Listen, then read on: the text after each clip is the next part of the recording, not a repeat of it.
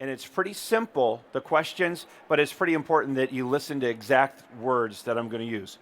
The three questions, I'm going to give them to you all right now, so if you decide you want to leave after you hear them, you can jump out if you want. But the first question is, what do you own?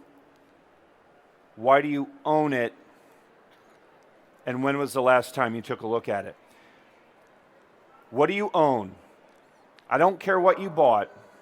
I want to know what you own. If you bought a 20-year term 10 years ago, what do you have? A 10-year term. You don't have a 20-year term, you have a 10-year term. So we ask the question, what do you own? Because we want to know, what do you have today? You could have bought a variable life policy 20 years ago that was supposed to be funded doing amazing things for you today, but it's been mismanaged and it's falling apart. So what do you own? A robustly funded variable life policy? No.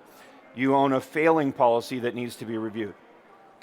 Maybe you bought a no-lapse guarantee policy 10 years ago. Maybe that universal life policy that you were funding occasionally that was supposed to last for as long as you do hasn't been funded the way that it needs to be, and so it's not performing the way it's supposed to. So what do you own? Let's get that on the table. Let's figure out what you own. The next question is, why do you own it? And here I use the word own because it's even more important to understand why they paid the last premium, not the first premium. They might have bought the policy 10 or 15 years ago because they were worried about a shortfall related to their college education. Well, the kids have gone to college now.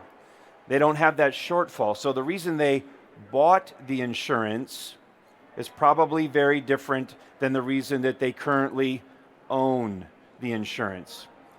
And one of the things that I find in this conversation is this is a transformational moment where they go from, well, this is why I bought it,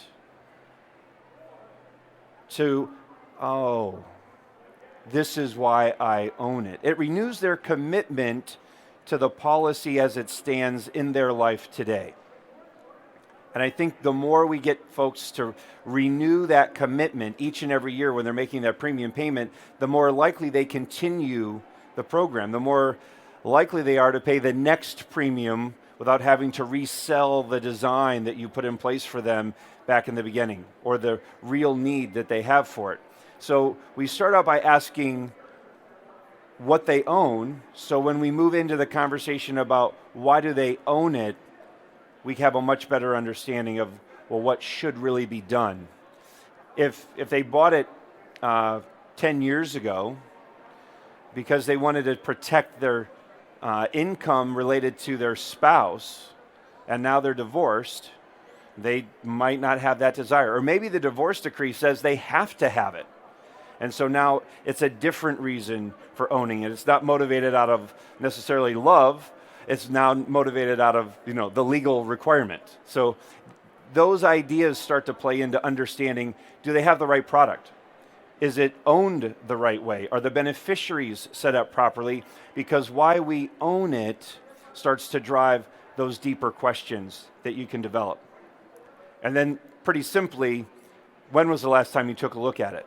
If you're not asking that question, you're missing the opportunity to be of real value, of real service to your customers and to the prospects, to the folks that you know that maybe aren't your customer yet.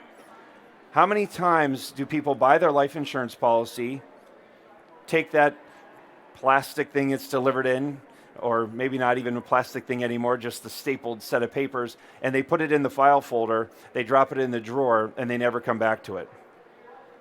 They get that premium notice, or maybe it's coming out automatically monthly, and so they're really not getting a statement at all, and they never go back to revisit it. What I like to do, how many of you own a car?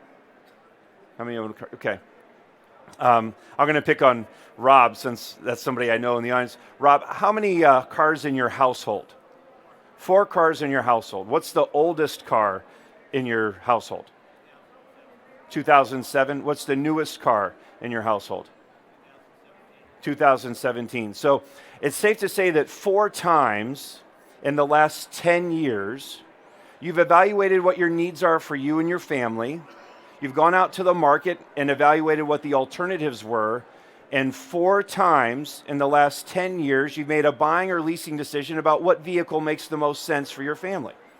You've added the vehicle you needed at the time. You've made decisions about it. 4 times he's undergone a review of his needs related to what the market provides and made buying or leasing decisions. How many of you have 4 times in the last 10 years gone back and evaluated what was your needs for you and your family, gone out to the marketplace and made buying or leasing decisions about your life insurance, about your long-term care, about your disability? How many times when you ask your clients that question, will they be driving to the meeting in a vehicle that's much newer than the last time they reviewed their life insurance? I find in every case, and I'm sitting here a bunch of life insurance agents right now, but in every case when I've asked that question to a customer, I have found that they review their vehicle purchases far more frequently than they review their life insurance purchases. And when I ask them the question, which one's worth more? The 4 vehicles, Rob, if we added up the value of those 4 vehicles, would they be more valuable than the death benefits you own or less valuable than the death benefits? What? The 4 vehicles are valued way less than the total life insurance. So client, so prospect, let me ask you this.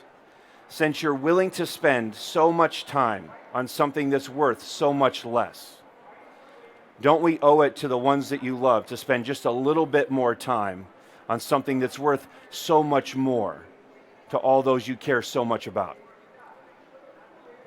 Now, if you're not ready to walk through the process of getting them into underwriting and understanding what they need, they're probably not alive on the other side of the table.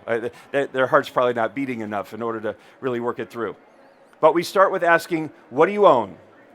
Why do you own it? And when was the last time you took a look at it?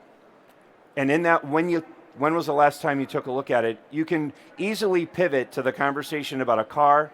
How many of you have a cell phone that's less than a year old? How many of you have a cell phone that's less than a year old?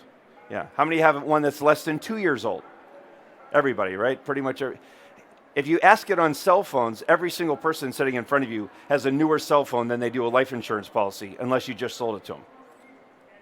So you have plenty of opportunity to talk to them about how they manage their needs in other areas more urgently than they manage the need related to their life insurance. And if something were to happen to them, you definitely have done them a tremendous service by moving that up on the priority list, making it a little more urgent, making it a little higher priority.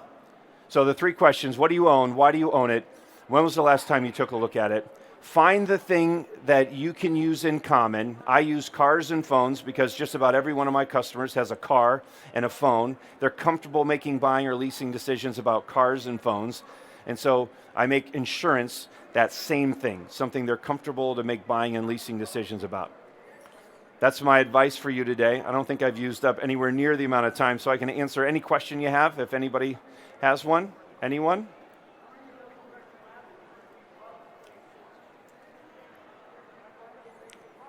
No questions? All right.